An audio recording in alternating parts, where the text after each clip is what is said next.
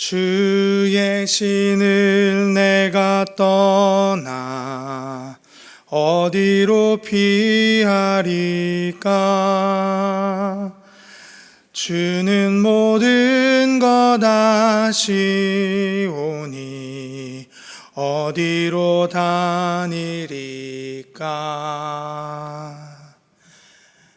네, 더 찬양하고 싶지만 여기까지만. 네, 목소리가 좋죠? 네.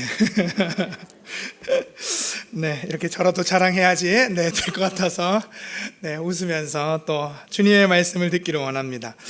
지금 불러드린 찬양이 시편 139편, 우리가 오늘 읽었던 본문의 내용을 가지고 이렇게 곡을 만든 그 찬양입니다. 요즘 친구들은요 139편 하면 이 찬양 말고 다른 찬양을 떠오르는데요, 노래가 이렇습니다. 나보다 나를 잘 아시는 주님, 내가 주를 떠나 어디로 가겠나이까? 나 어딜 가든지 주의 손이 나를 인도하시며 주의 오른손이 나를 붙드시리다. 역시 목소리가 좋죠? 네. 요즘 친구들은 이 찬양을 많이 부르고 또 이 찬양에 은혜 받고 합니다. 각자가 139편의 내용을 가졌지만 다 다른 찬양이고요. 그 찬양의 가사마다 또 세대마다 은혜 받는 내용들이 조금씩은 다르지만 139편의 내용을 가지고 이 찬양들이 나왔습니다. 그만큼 사람들에게 이 139편의 내용은 이런 내용이 맞을지 모르겠지만 인기가 있는 시편입니다. 그만큼 우리의 상황, 하나님과의 관계, 그런 이야기들이 그 시편에 잘 녹아 들어가 있고 그 시인이 그걸 잘 고백하고 있기 때문에 우리가 이 내용을 즐겨 부르기도 또 시를 읽기도 한다는 생각을 해보게 됩니다. 시편 139편은 다윗의 시라고 1절 위에 보면요 그렇게 나와 있습니다. 다윗은 자신이 처한 상황과 현실의 어려움, 대적들에 인하여서 하나님께 기도하며 이 시를 지어 찬송으로 부르곤 하였습니다. 그가 쫓기듯 도망치듯 삶의 끝자락에 내몰렸을 때에 고백한 시라고도 볼 수 있을 겁니다. 우리 9절 말씀인데 오늘 본문 9절 말씀 같이 한 번 더 읽도록 하겠습니다. 9절입니다. 내가 새벽 날개를 치며 바다 끝에 가서 거주할지라도. 아멘. 다윗은 그가 새벽 날개를 치며 라고 말하고 있습니다. 새벽 날개를 치며 라고 이야기하는 것을 그냥 이렇게 이 단어만 가지고 묵상해 보면 새벽에 동트기 전에 어두컴컴할 때 도망치듯 날개를 펴서 아무도 못 보게 그런 느낌이 들곤 하지만 원어상의 원래 의미는 해가 막 떠오를 때의 모습을 비춰주고 있습니다. 해가 지평선이나 수평선, 때로는 산등성이 위로 이렇게 솟아오르면 조금 비치면 빛이 쫙 뻗어나가는 걸 볼 수 있습니다. 그 빛이 뻗어나가듯 빠르게 그 빛이 뻗어나가는 것을 날개로 생각하고 이 시인인 다윗은 그렇게 빠르게 어디론가 날개치며 가고 싶다, 가고 있다, 아니 도착했다라고 이야기하는 것이죠. 또한 바다 끝이라고 이야기하는데요, 다윗 당시에 지리적인 그런 지형을 봤을 때 지중해 바다 끝, 그 당시에 사람들이 생각했던 바다 끝, 스페인이라든지 그런 곳을 의미할 수 있을 겁니다. 곧 바다 끝, 그 당시에 세상의 끝, 그곳을 의미하고 있다고 볼 수 있죠. 다윗은 그곳에 거주할지라도 라고 9절에 말하고 있죠. 그렇게 빠르고 먼 곳까지 이르러 가야만 했던 것, 그 이유가 시편 139편 말미에 나오는데요, 시편 139편 19절 말씀에 이렇게 말씀합니다. 앞에는 뜨지 않는데요, 성경책에 19절 말씀 같이 한번 읽도록 하겠습니다. 하나님이여 주께서 반드시 악인을 죽이시리이다. 피 흘리기를 즐기는 자들아 나를 떠날지어다. 아멘.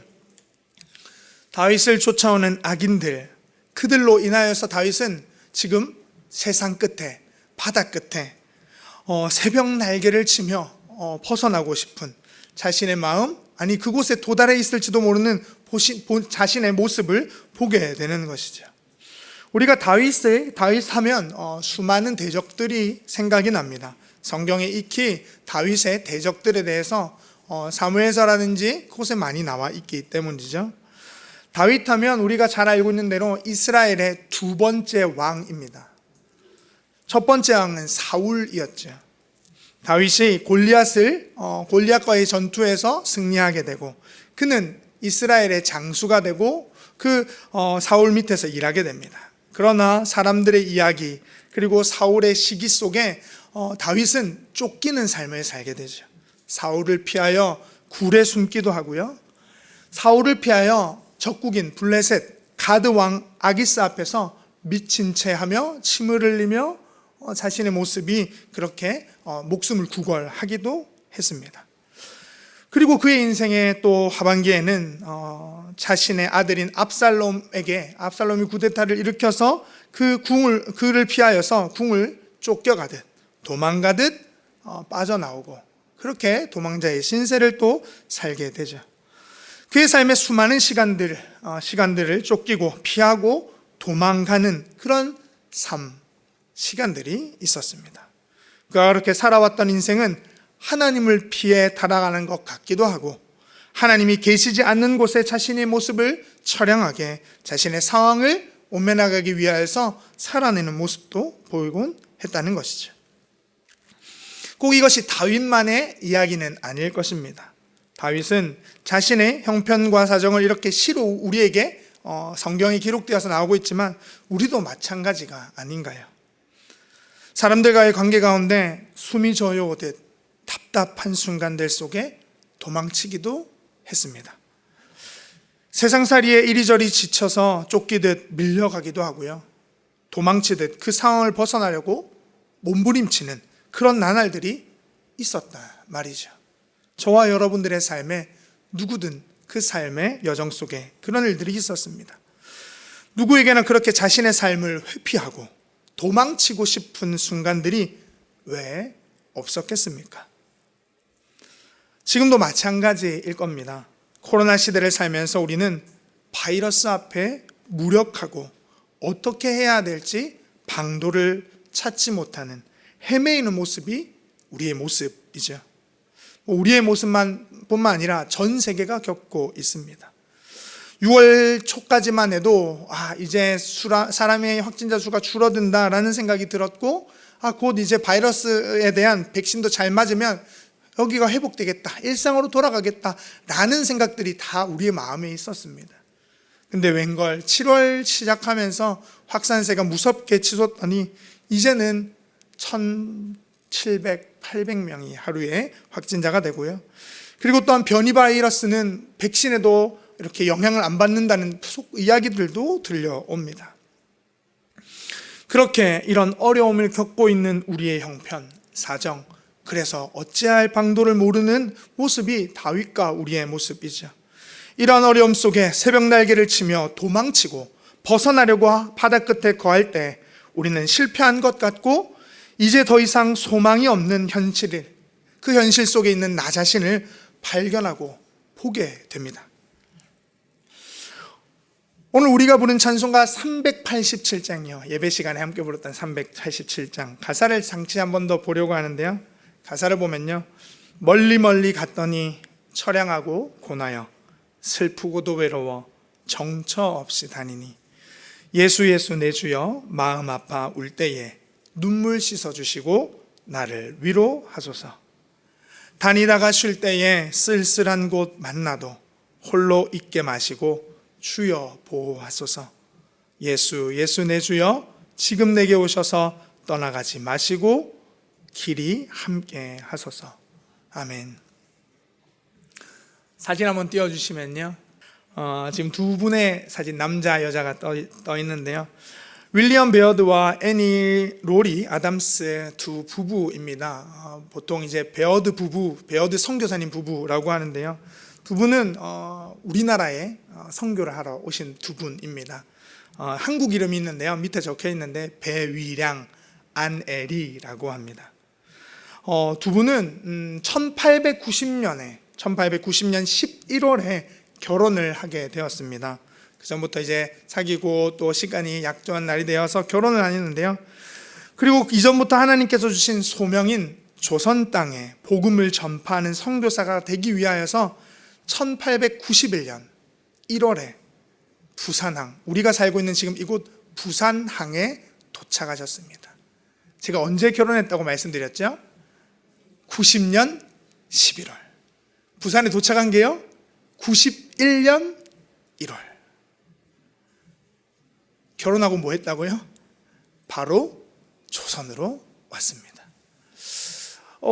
결혼하고 신혼의 담꿈과 행복한 나날들이 있었겠지만 그런 것들은 좀 이제 접어두고 그들이 하나님께 받은 소명을 따라 보통 그 당시에 이 조선 땅으로 오는 배를 타고 오는 기간이 짧으면 2개월에서 3개월, 길면은 4, 5개월 정도 걸렸다고 합니다. 한 3개월 정도 걸렸으니까 무난하게 왔다고 보겠지만 그 당시 배가 좋았겠습니까? 어떻게 대서양을 건너서 와야 되니까요. 꽤 먼 거리를 건너서 오는 시간 동안 지치고 피곤했겠죠.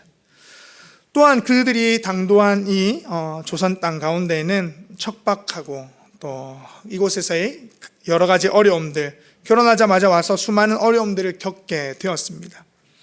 그러는 중에 하나님이 주신 생명이 있었습니다. 첫째 딸인 낸시 로즈라는 딸아이를 92년에 11월에 낳게 됩니다. 그렇게 낳게 되는데요. 그 기쁨과 즐거움도 잠시 낸시 로즈가 두 돌이 되기 전에 뇌척 수막염으로 세상을 떠납니다. 남편인 베이량 선교사는 여러 곳을 다니며 선교 활동을 해야 됐기 때문에 아이를 낳았을 때도 함께하기 좀 어려웠고 또 이후에도 아이가 하나님의 부름을 받았을 때도 함께하기 어려워 계속 왔다 갔다 하는 경남들을 돌고 또 서울에도 왔다 갔다 해야 되기 때문에 이 아넬이 선교사님과 함께하지 못했습니다. 그래서 아무도 없고 이 아이를 잃은 큰 상심과 홀로 된 외로움 속에 그녀는 찬송시를 지어서 부른 것이 찬송가 387장입니다. 387장 위에 보면요, 안에리 선교사라고 안 돼 있고요, 배위량 부인이라고 작사가 이름이 적혀 있습니다. 이게 안에리라는 이름보다 자신을 배위량 부인이라고 불러주는 게 너무 좋아서, 친근하고 좋아서 그렇게 적어달라고 했다고 합니다. 우리 이 시간 찬송가 387장 한 번 더 불러볼 텐데요, 멀리 멀리 갔더니 한 번 더 불러보겠습니다. 네, 반주해 주시겠어요? 네. 찬송가 387장 같이 1절만 한 번 더 불러보겠습니다. 우리 선교사님의 마음이 담겨 있는데 같이 한번 불러보겠습니다. 멀리 멀리 갔더니 처량하고 고나여 슬프고도 외로워 정처시 다니니 예수 내 주여 지금 내게 오셔서 떠나가지 마시고 길이 하게 하소서. 아멘. 가사의 내용에 베이량 부인 아넬이 선교사님의 마음이 너무나도 잘 묻어 나오는 것 같습니다. 그가 홀로 되고 자녀를 잃은 슬픔에 처량하고 고나여 슬프고도 외로워 정처 없는 자신의 모습, 선교를 하러 왔지만 자신의 마음이 갈 곳 없고 둘 곳 없었던 그의 마음을 잘 표현해 주는 것 같습니다. 창세기에 보면 야곱이 쌍둥이 형인 에서의 장자권과 아버지의 축복을 받은 뒤 도망치게 되죠. 집을 떠나 미친 듯이 그는 형의 손을 벗어나기를 내달리기 시작했습니다. 그때 그가 베델에서 돌베개를 베고 잠이 들었습니다. 꿈을 꾸게 되죠. 그 꿈에서 사닥다리가 하늘에 닿았는데 하늘의 사자들이 그 위에 오르락 내리락 하는 모습을 보게 되었습니다. 그리고 여호와께서 그 위에 서서 말씀하셨죠. 아브라함, 이삭의 하나님이라고 하시면서 내 자손이 많을 것이고 내가 복을 받을 것이다 라고 말씀하셨습니다. 그 뒤에 창세기 28장 15절 16절에 이렇게 말씀하는데요. 같이 한 번 더 우리 읽어볼까요? 창세기 28장 15절 16절입니다. 내가 너와 함께 있어 내가 어디로 가든지 너를 지키며 너를 이끌어 이 땅으로 돌아오게 할지라. 내가 내게 허락한 것을 다 이루기까지 너를 떠나지 아니하리라 하신지라. 야곱이 잠이 깨어 이르되 여호와께서 과연 여기 계시거늘 내가 알지 못하였도다. 아멘. 그렇습니다. 이삭과 함께 있었던 그곳에만 하나님이 계신 줄 알았습니다. 아버지가 있는 이삭이 있는 그곳에만 하나님이 임재하신다고 생각했습니다. 그가 도망치듯 나와서 베델에 있을 때 그러나 하나님은 이곳에도 함께 하신다는 것을 야곱은 깨달았습니다. 아니, 하나님께서는 그 베델뿐만 아니라 야곱이 어디를 가든지 내가 너와 함께 하겠노라, 내가 이 땅으로 돌아올 때까지 너와 함께 하겠노라라고 약속해 주시고 말씀해 주셨죠. 오늘 말씀 7절과 8절에 또한 이렇게 말씀합니다. 우리 오늘 7절, 8절 말씀 같이 한 번 더 읽겠습니다. 내가 주의 영을 떠나 어디로 가며 주의 앞에서 어디도 피하리까?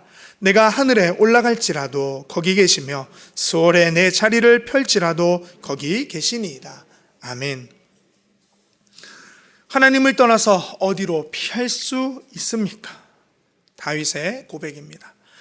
하늘에 올라가도 계시고 수월에 그 땅 속에 깊은 곳에 내 자리를 펼지라도 거기도 계시다라고 말씀하죠.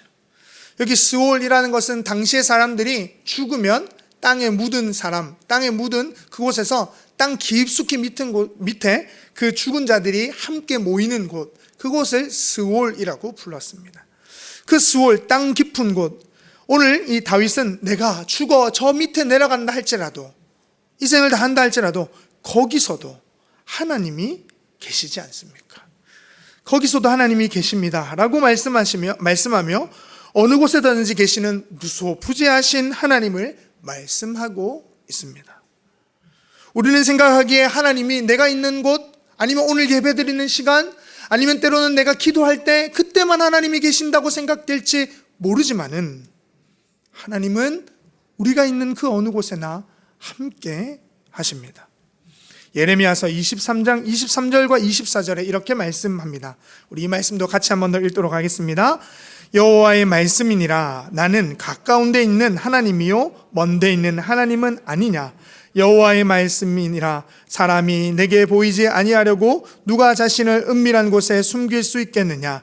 여호와가 말하노라. 나는 천지에 충만하지 아니하냐. 아멘. 사람이 내게 보이지 아니하려고 도망치고 숨고 그곳을 벗어나곤 합니다.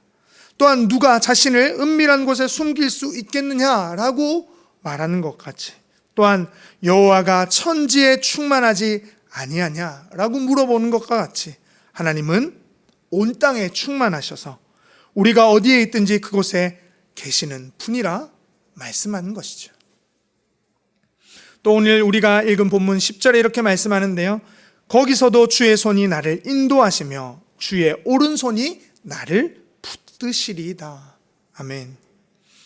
조금 전에 우리가 보았던 9절에 새벽 날개를 치며 바다 끝에 거할지라도, 내가 저 끝에, 세상의 끝에 아무도 못 보지 않는 곳에 빠르게 움직여 숨고 아무도 나를 만나지 않는 곳에 내가 거한다 할지라도 거기서도 주의 손이 우리를 인도하신다, 주의 오른손이 붙드신다라고 말씀합니다.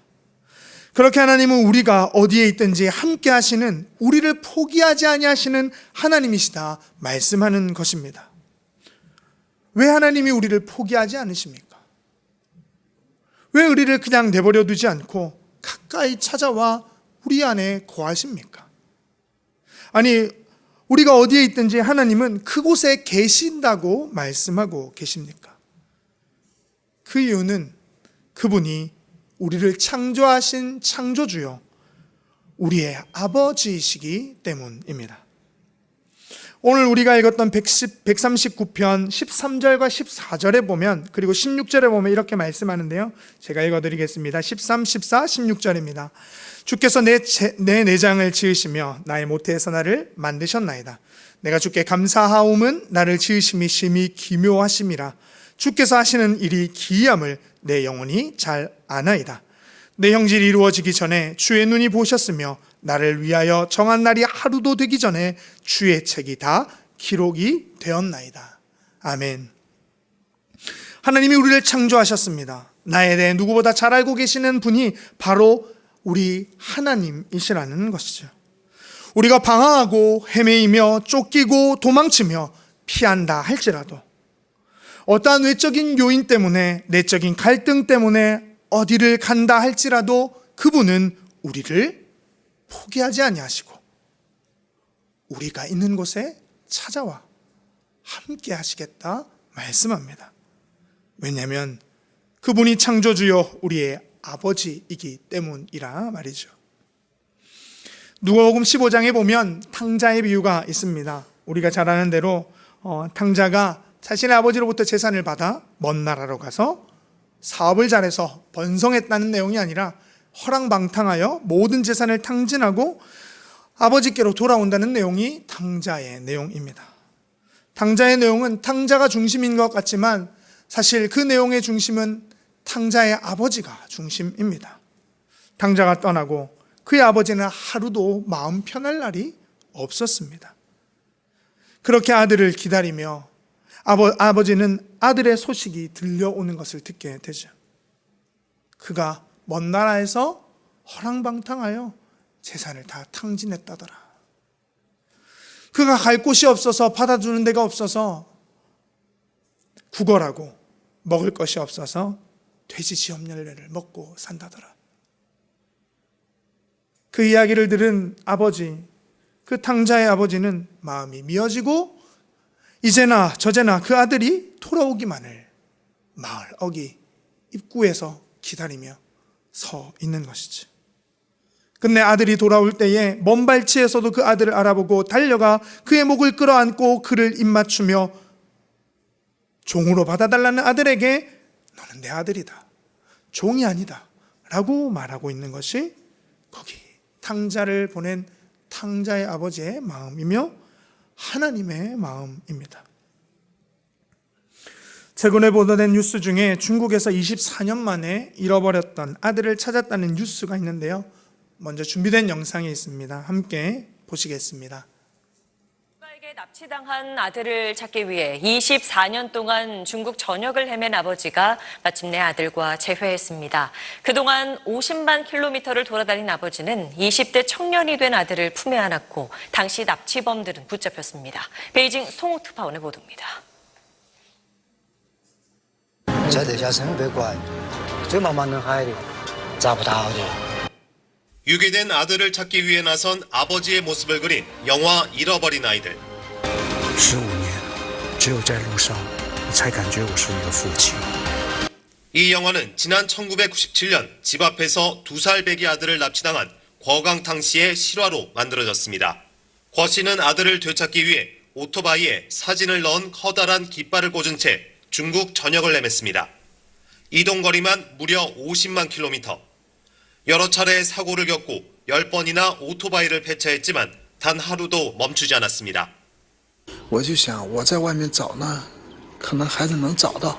我要是在家里呢，就是人贩子，他不会给我送回来。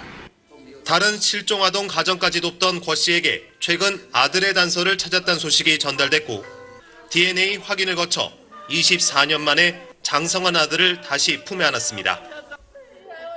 克服与长大后差别较大的障碍，突破技术壁垒，运用最新比对查找手段，成功在河南发现疑似国新镇的线索。 중국 공안 당국은 궈 씨의 아들을 납치해 허난성에서 팔아넘긴 남녀 용의자 2명도 체포했습니다. 조금 전에 나왔던 이 내용이 실화이고 또 영화로도 제작되어서 이렇게 영화가 올해 저희 나라에도 4월에 개봉했었던 것으로 알고 있습니다.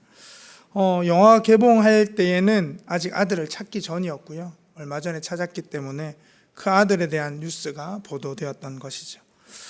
24년입니다. 2살 배기 아들.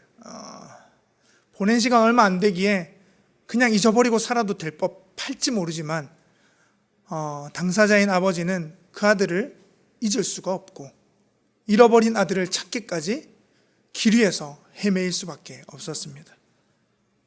오토바이를 타고 다닌 지 24년 만에 아들을 찾게 되었죠. 수많은 사고와 또한 여러 가지 어려움에도 그 하나 아들을 찾으리라고는 하는 마음에 그는 중국 전역을 돌아다니며 그 삶을 살아냈습니다. 그것이 곧 하나님이 우리를 그렇게 찾으신다고 말씀하시는 것처럼 저는 느껴졌습니다. 아니, 우리를 찾으셔서 우리와 함께 하시고자 하는 하나님의 마음 말입니다. 이사야 49장 15절에 보면 이렇게 말씀하고 있습니다.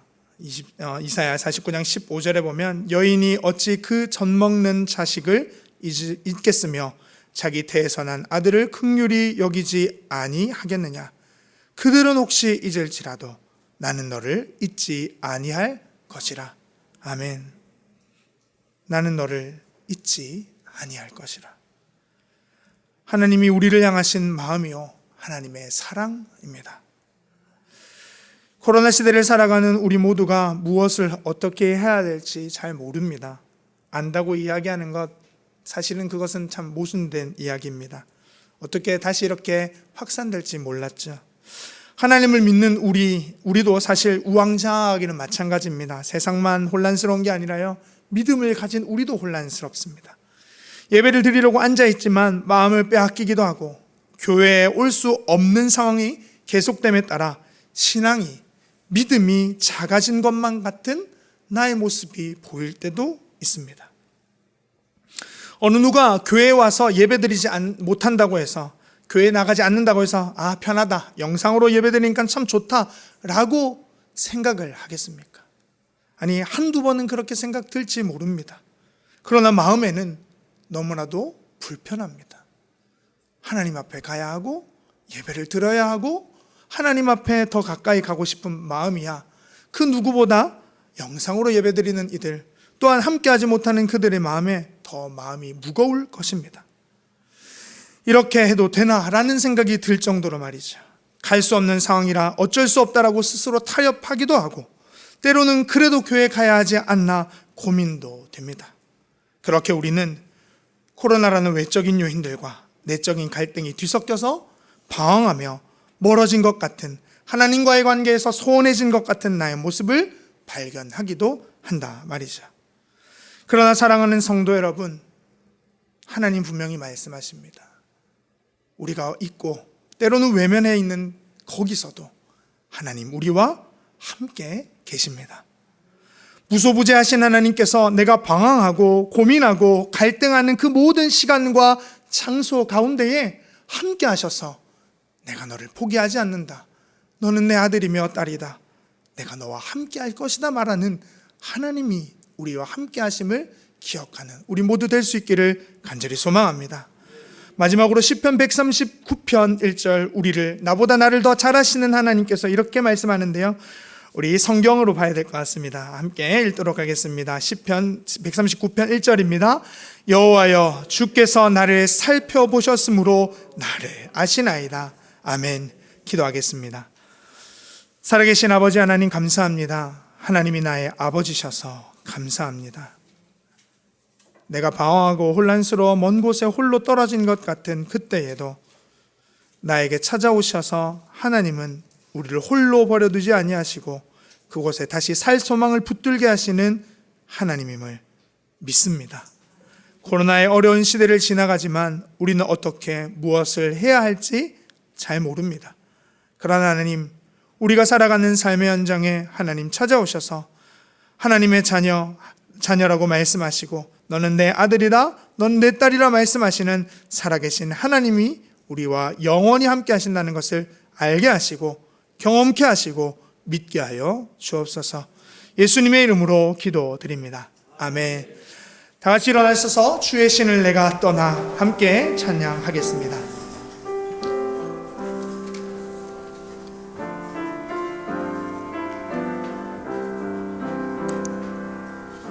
주의 신을 내가 떠나 어디로 피하리까 주는 모든 것 아시오니 어디로 다니리까 내가 새벽 날개 치며 저 바다 끝에 거해도